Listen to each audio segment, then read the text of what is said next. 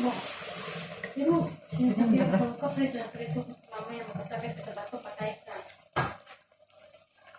Lalo na dito kasi mahirap pa rin. Bawalan ng kain. Bawalan ng breakfast. At trabaho mo. Pagkakit sa trabaho mo. Hindi, masarap. Ganito lang yan.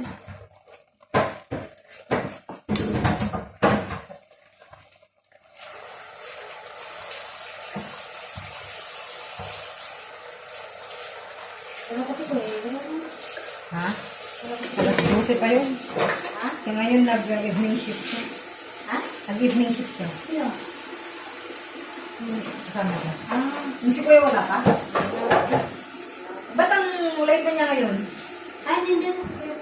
Ah. Ako na kumain. Sinakain ko para makatulong na. Kasi mamaya